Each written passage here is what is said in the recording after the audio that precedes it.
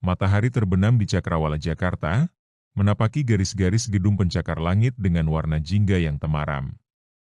Di tengah hiruk-pikuk kota yang tak pernah lelap, satu suara hampir tak terdengar, deru kereta api yang mengoyak keheningan sore. Arina menatap jendela stasiun dengan mata yang berkilau, menahan rasa rindu yang menumpuk selama 14 minggu sekaligus menyiapkan diri untuk melepaskan segala beban yang selama ini menancap di dadanya. "Siap, Bey?" tanya Bayu, menepi dari pintu gerbang stasiun. Wajahnya masih berseri-seri, meski lelah mengantar Arina menata koper-koper berisi pakaian baru, kue kering buatan ibunya, dan surat-surat yang telah lama tertahan. "Kita sudah hampir sampai. Masuk dulu, nanti aku yang atur tiket keretanya." Arina mengangguk, lalu menurunkan tasnya ke lantai platform. Suara gemuruh lokomotif yang melaju kencang mengisi sela-sela hening. Di antara deru itu, terdengar lembut desing-desing bisik-bisik para penumpang yang menanti kedatangan kereta. Di antara mereka, ada Santi dan Andi, pasangan lansia yang mengenakan batik tradisional, menatap kereta yang hampir tiba seolah menunggu sesuatu yang lebih dari sekadar pertemuan fisik. Mereka berdiri bersebelahan, dengan raut wajah penuh kehangatan. Santi mengangguk kepada Bayu, "Selamat datang kembali, Nak. Sudah lama tidak berjumpa." Andi menepuk punggung Bayu dengan lembut, "Jangan lupa, pada lebaran ini, kita kembali ke kampung Akhirah, kembali ke Diri Yang Fitri setelah sebulan berpuasa." Kalimat itu, terucap begitu simpel, membawa getaran yang dalam bagi Bayu. Ia menatap Santi, menatap mata yang bersinar sabar, seolah mengandung semua rahasia perjalanan pulang. Di antara kerumunan, Arina menurunkan kepala, mengeluarkan sapu tangan merah yang terbuat dari kain songket, lalu mengikatnya di lehernya. Ia memikirkan kembali masa kecilnya, ketika lebaran selalu menjadi panggung reuni keluarga, ketika seluruh kota mengalir menjadi satu, dan setiap rumah menjadi tempat berlabuh jiwa. Kereta dingin berderak masuk, pintu terbuka, dan para penumpang berdesakan. Arina dan Bayu melangkah masuk, menempati tempat duduk yang menghadap ke arah jendela. Bayu menekan tombol lampu baca, menyalakan cahaya lembut yang membantu menenangkan hati yang masih gundah. Di dalam gerbong, percakapan mengalir, berganti bahasa dan nada. Ada yang menceritakan tentang hidangan khas kampung, ada yang hanya mengangguk, mengingatkan diri pada rasa rindu yang menelan semua kata. Santi dan Andi berbincang pelan, menebar filosofi lebaran yang sederhana namun bermakna. "Mudik bukan sekadar menempuh jarak pulang," ujar Santi, "tapi menapaki kembali ke rumah hakikat, ke jati diri yang bersih, yang telah dibersihkan puasa, yang menunggu untuk dibangkitkan kembali dengan kebahagiaan bersama." Bayu menurunkan pandangannya ke buku catatan yang tergeletak di pangkuannya. Di sana tergores sebuah puisi yang ditulisnya beberapa hari sebelumnya, tentang kerinduan pada rumah, tentang cahaya lilin yang menunggu di pelataran, tentang suara azan yang menembus jiwa. Ia menuliskan lagi, mudik adalah menaruh beban di pangkuan tanah kelahiran, dan menanggalkan penat yang menempel pada punggung. Sementara Arina menatap luar jendela, memandangi sawah hijau menguning, menandakan akhir musim panen, seperti simbol akhir dari penantian sekaligus permulaan baru. Kereta melaju menembus hutan bambu, melintasi sungai kecil yang menatapnya dengan air jernih. Di luar, awan-awan berarak pelan, seakan menunggu mereka tiba di rumah. Sebuah rasa damai perlahan mengisi rongga hati, menggantikan gelisah yang sempat menguasai. Setelah hampir 3 jam, stasiun kecil di pinggir desa tampak muncul di kejauhan. Lampu-lampu kecil menyala, menandakan rumah-rumah penduduk bersiap menyambut. Di antara mereka ada sebuah rumah panggung kayu, tersembunyi di antara pepohonan kelapa yang berdaun lebat. Di depan rumah, terhampar sebuah karpet merah dengan motif bordir. Di sana, menunggu dengan sabar, ibunya Arina, Sari, mengangkat tangan, menunggu kedatangan anaknya, yang telah lama hilang dalam kesibukan kota. Arina menurunkan koper, menatap ibunya, terharu sampai hampir tidak dapat berkata-kata. "Ibu," suara gemetar, "aku rindu." Sari mengelus rambutnya, "Anakku, sudah lama tidak melihat kamu, Sudah lama tidak mendengar suaramu yang selalu mengalun lembut di antara dapur. Bunda berdoa tiap malam, memohon agar kamu kembali selamat. Bayu, yang belum sempat berjumpa dengan Santi dan Andi, menatap ke sekeliling, menemukan mereka duduk di teras rumah. Santi tersenyum lebar, menyalakan lampu minyak yang berkilau lembut, sementara Andi mengeluarkan sebuah buku doa, membuka halaman yang berisi ayat-ayat suci.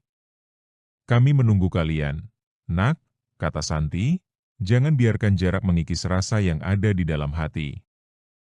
Malam itu, di atas meja makan sederhana yang penuh dengan hidangan lebaran, opor ayam, ketupat, dan sambal goreng hati, semua kebahagiaan mengalir seperti sungai yang melintasi desa. Arina menatap ibunya, Bayu menatap Santi dan Andi. Setiap orang mengingat kembali masa lalu, menatap masa kini, dan menatap masa depan yang lebih bersih. "Mudik ini bukan hanya membawa kami pulang secara fisik," ucap Bayu, menatap kedua orang tua tirinya, "tapi juga mengajarkan saya bahwa Lebaran adalah momen melepaskan rindu, memperkuat ikatan, dan mengingat kembali siapa kami sesungguhnya." Santi mengangguk, "Betul. Saat puasa selesai, hati kita bersih. Namun, kebersihan hati itu tidak berakhir di sahur atau tarawih. Ia berlanjut ke setiap pertemuan, ke setiap pelukan, ke setiap doa yang diucapkan pada sahur." Andi menambahkan, "Kampung Ahira bukan sekadar tempat di akhir kehidupan. Ia adalah tempat kembali ke akarnya, ke kebaikan yang belum ternoda, ke dalam diri kita yang suci." Malam larut, mereka keluar ke halaman, menatap bintang-bintang yang berkelip di langit desa. Angin malam membawa bisik dedaunan kelapa, menyanyikan lagu-lagu lama yang mengingatkan akan masa kanak-kanak. Arina menutup matanya, merasakan hembusan angin yang menyejukkan jiwa, seakan menurunkan semua beban yang selama ini menekan dada.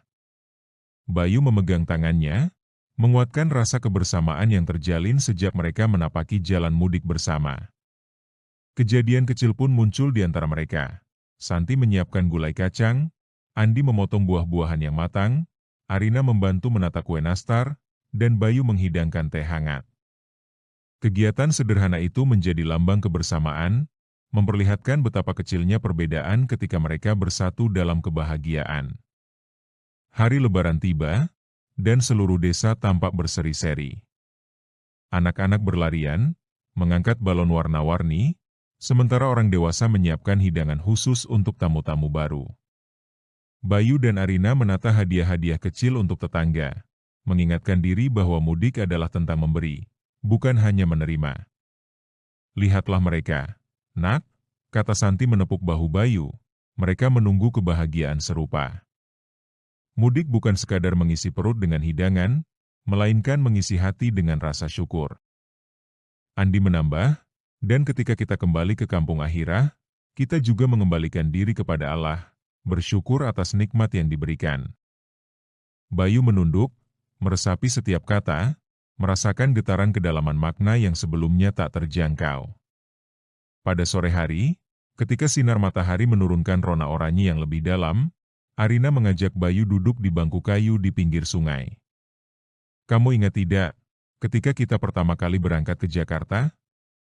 Aku dulu terlalu takut kehilangan arah." Bayu menatap air yang mengalir, "Ya. Tapi disinilah aku menemukan bahwa pulang bukan berarti kembali ke tempat yang sama, melainkan kembali ke diri kita yang sejati." Arina tersenyum, seperti yang dikatakan Santi, mudik adalah kampung akhirah kita, kembali ke jati diri setelah berpuasa, ke hati yang bersih. Mereka berdua menatap matahari yang perlahan terbenam di balik pegunungan, memikirkan kembali semua rasa rindu yang dulu menyesakan, semua keraguan, dan semua harapan. Di antara gelombang air yang perlahan mengalir, mereka menemukan kedamaian yang sederhana, namun mendalam, seakan menemaninya dalam memutar kembali kebahagiaan yang tak pernah berakhir. Beberapa hari berikutnya, Santi mengundang tetangga-tetangga untuk kehadiran doa bersama. Seluruh rumah terasa lebih hangat, karena setiap tatap muka menyalakan kembali api kebersamaan yang terpendam. Arina dan Bayu mengatur makanan, membantu menyiapkan tempat duduk, menata sajadah, menyusun niat untuk memohon ampunan dan keberkahan. Saat imam memulai sholat Idul Fitri, semua berjongkok dalam satu barisan, menundukkan kepala, memejamkan mata. Santi dengan lembut mengingatkan, mari kita ingat, mudik bukan hanya pertemuan fisik, melainkan pertemuan kembali dengan Sang Pencipta. Menyadari bahwa setiap langkah yang kita ambil adalah bagian dari perjalanan yang lebih besar. Doa itu mengalir seperti alunan musik tradisional, menembus hati setiap orang yang berada di sana. Bayu merasakan getaran energi yang melintasi ruang, menenangkan segala kegelisahan yang pernah menghantui. Arina merasakan sebuah kehangatan yang tak terlukiskan, seakan semua rasa rindu yang terpendam perlahan hancur, memberi ruang bagi rasa syukur dan kebahagiaan. Malam seterusnya, ketika semua orang pulang ke rumah masing-masing, Santi tetap duduk di depan pintu, menatap bintang-bintang sambil menunggu cahaya fajar. Andi menatap dia, kita sudah berhasil mengembalikan diri kita ke kampung Akhirah, bukan? Santi mengangguk, kita hanya mengingatkan diri bahwa setiap pulang adalah kesempatan untuk memperbaiki diri, untuk menjadi lebih bersih, lebih tulus, lebih penuh kasih. Saat fajar menyingsing, sinarnya menembus jendela rumah panggung, menciptakan kilau emas pada lantai bambu. Arina bangun lebih awal, menyiapkan sarapan kecil, memanggil Bayu untuk bersantai sejenak di teras. Kita masih punya waktu, nak, ucapnya, untuk menenggelamkan rasa rindu pada diri sendiri, menyiapkan diri menghadapi tahun baru yang akan datang. Bayu memeluknya, merasakan detak jantungnya seirama dengan ritme alam. Mereka menatap matahari terbit, memikirkan semua yang telah terjadi, perjalanan panjang melintasi kereta, stasiun, dan perasaan, kebersamaan dengan Santi dan Andi, kehangatan keluarga yang tidak lekang oleh waktu. Semua hal itu menambah kedalaman arti mudik untuk mereka, bukan sekadar menyusuri jalan berliku, tetapi menapaki kembali ke rumah batin yang bersih, yang terlahir kembali setelah puasa. Sebulan kemudian, ketika mereka kembali ke Jakarta, hati Arina dan Bayu terasa ringan. Mereka meninggalkan rumah panggung dengan rasa terima kasih yang mendalam, membawa pulang lebih dari sekadar oleh-oleh kue dan pakaian baru. Mereka membawa pulang sebuah pelajaran, mudik lebaran adalah perjalanan menutup satu siklus, membuka siklus lain, memperbaiki hubungan, menguatkan ikatan, dan menyempurnakan diri. Dari Santi dan Andi, mereka belajar bahwa pulang ke kampung Akhirah adalah kembali ke fitri yang belum ternoda, kembali ke keikhlasan yang mengalir setelah puasa berakhir. Dalam hati mereka, setiap lembaran waktu yang dilalui selama mudik tetap terukir, seperti goresan pena pada kertas yang tak pernah menghilang. Setiap tawa, setiap air mata, setiap doa, setiap pelukan, menjadi tinta yang menulis cerita mereka, cerita tentang rindu yang dilepaskan, tentang ikatan yang dipertegas, dan tentang diri yang diselamatkan oleh cahaya lebaran. Mereka pun berjanji pada diri sendiri, kita akan kembali lagi suatu hari nanti, tidak hanya ke desa, tetapi ke hati kita sendiri, untuk selalu bersih, selalu bersyukur, dan selalu terbuka. Dan begitu, di tengah kesibukan hiruk-pikuk kota, mereka melangkah dengan langkah ringan, menyiapkan hati untuk perjalanan selanjutnya, karena mudik bukan akhir, melainkan awal yang baru.